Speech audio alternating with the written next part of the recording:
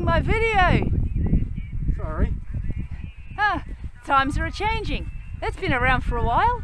Certainly has, but has anything really changed? Well, that depends on whether you're fighting for change or against change, or whether you're just accepting it. True, change is a part of life. Change is life. Have a good day. Well, you probably know that Bob Dylan's song was not so much a call for change as a call for the forces that be to get out of the way of the momentum for change. Welcome to this presentation of the Golden Rosycross about spiritual self-revolution.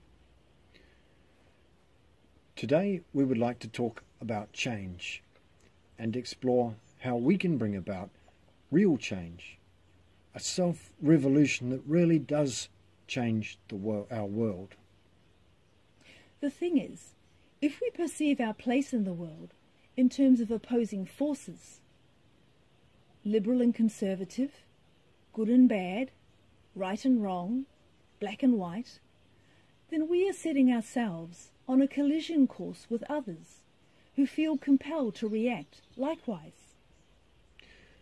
In this way, we find ourselves caught up in the tidal forces of change, pulling us this way and that.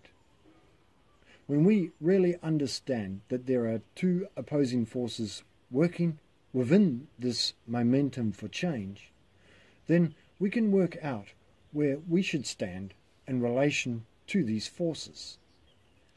Of course, we never know what the next moment will bring, and these uncertain times are really no different. It's just that now we are experiencing them as a collective, and so it has taken on a life of its own. Yes, the reality of life is that we stand somewhere on an endless cycle of change, from one form to another, or from one place to another, driven by the laws and forces of the universe. But these natural forces of the universe are the essence of change, and every action creates a reaction, and therefore perpetuates an endless cycle of life. Well, yes, because without change there is no life. But often we do not recognize this. Instead, we perceive our world and daily life as consisting of just two poles, two possibilities that we feel compelled to take sides. And then we get caught up in the alternation between those opposites, and so our life becomes chaotic, disharmonious, not only within ourselves, but in our relationship with the rest of the world and the universe. Indeed, because deep down we know we resist change when we have what we want, and we embrace change when we don't have what we want. But no sooner do we have the change we want, than we don't want change anymore. And just a moment later, we begin to feel that what we have is not enough. And so the process starts all over again. How can we possibly hope to find happiness within ourselves with such an attitude to life, let alone live in harmony with the rest of the world? Well, when we get caught up in the rat race, continually criticizing, making judgments, or aligning ourselves with one side of the other at every possible opportunity, we are actually being driven by the subconscious desire to attain perfection, goodness, stability, and permanence in a world that is by nature transitory, impermanent, dynamic, and certainly not capable of adopting eternal values. Our expectation that such eternal values can be cemented into this moment in time and space is a delusion that is driving not only our resistance to change, but our desire to force change, to realize heaven on earth, whatever we imagine that to be. Eventually we come to a dead end, where all our endeavours on the basis of our own humanity, goodness and spirituality are clearly not enough. Sooner or later we discover that we know nothing of liberating value, and anything we think we know is only transient, subjective and speculative. So you are left wondering what it is, the source of true knowledge, and how can it be acquired? Well, what did Jesus say? The kingdom of God is within you.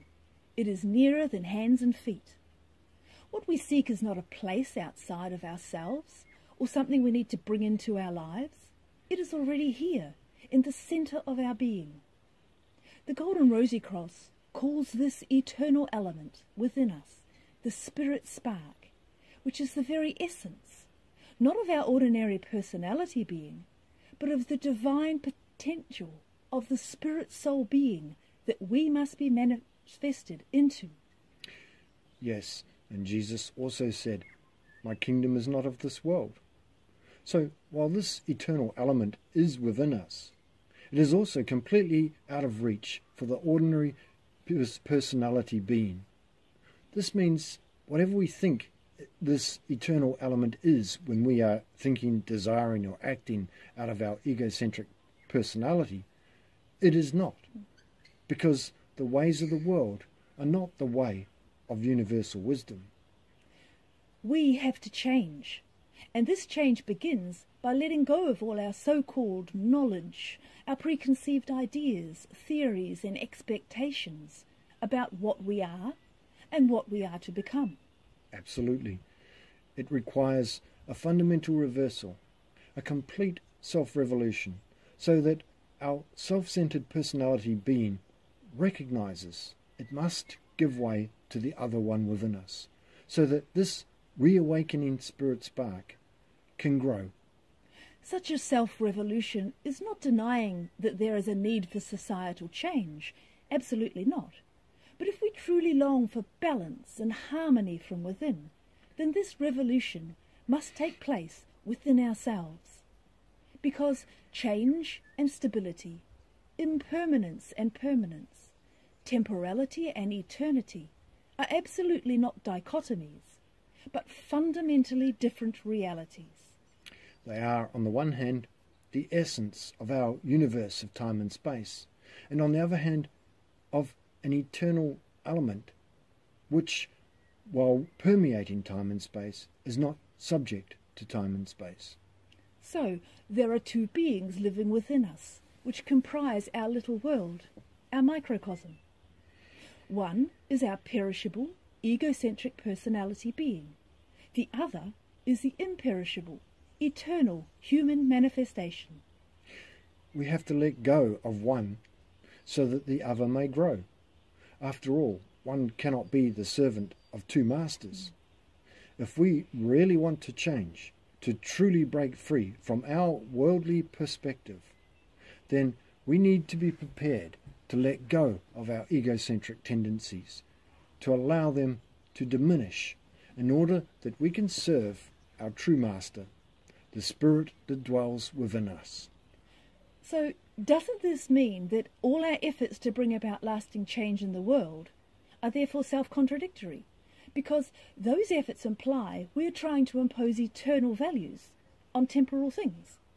Yes, we have to realize that the urge, the call for change comes from that eternal element within us, the voice of the silence within us, which, if we allow it, will guide us to the state of life that we long for.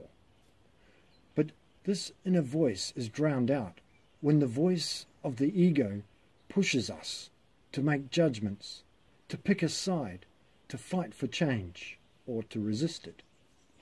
While we long for social revolution, what we really need is self-revolution. For it is not the world that needs to change, but our perception of it. Of course, because true change can only come from within. And when we are no longer driven by our own egocentric motivations, we change not only ourselves, but the whole world. Because then we are no longer generating actions and reactions, karma, in relation to worldly matters. And only in this way can we bring about a revolution which those who truly long to be free from the chaos and turmoil of their attachment to the world of matter can find their inner key and begin their own spiritual self-revolution. That's right. So you might ask, how can we bring about this spiritual self-revolution in our own lives? Well, like everything in life, we need to start from where we are right now. We need to understand why we feel this inner urge for change, why we feel dissatisfied with the way things are within our life. Right. As Gandhi said, if you want to change the world, start with yourself. Yes, which means we need to be prepared to observe ourselves, not to force a change in our behaviour, but just observe our thoughts, our reactions, our feelings and desires. We need to take the time to come to an objective understanding of what drives us, what causes us to react the way we do. Because to truly understand these things, to truly open ourselves to objective self-observation, we are at the same time opening ourselves to hearing the voice of the silence, the voice emanating from the spirit spark within us. Then we let it guide us on the basis of the eternal spirit which permeates us and the world. Right, and this self-knowledge, with this self-knowledge we realise why, having tried for so long to control every aspect and action in our lives, all our efforts to bring fundamental change, a lasting revolution in ourselves and the world around us, have been futile. We must let go, we must open our hearts and let the new soul consciousness do its work within us. You might have heard the saying from the ancient Chinese sage, Lao Tzu, "He who overcomes others is strong, but he who overcomes himself is mighty." Our egocentric consciousness is so used to overcoming others, forcing changes in others and the world around us. But to overcome ourselves, we must let the force of our ordinary consciousness diminish, and by doing so, we make room for the reawakening soul consciousness to grow within us, and allow this self-revolution to proceed to its mighty conclusion. After all, revolution without fundamental change is not revolution. While we cannot grasp or control this process of transformation with our intellect, we must have faith, indeed the inner conviction, that eventually we will undergo our spiritual self-revolution, a true inner change. Then we live out of a new state of consciousness, a new state of life, in which all our actions, all our efforts will become as a revolutionary new force for change in our world. And being at one with ourselves and all those who walk the Gnostic path, we are then truly living in the world, but not of the world, freed of all worry, anxiety and fear. This is the true spiritual self-revolution that you can bring about in your life. Thank you for watching. If you want to find out more about the process of spiritual self-revolution and how you can bring real change into your life, please join us online in our upcoming series of discussions. Thank you.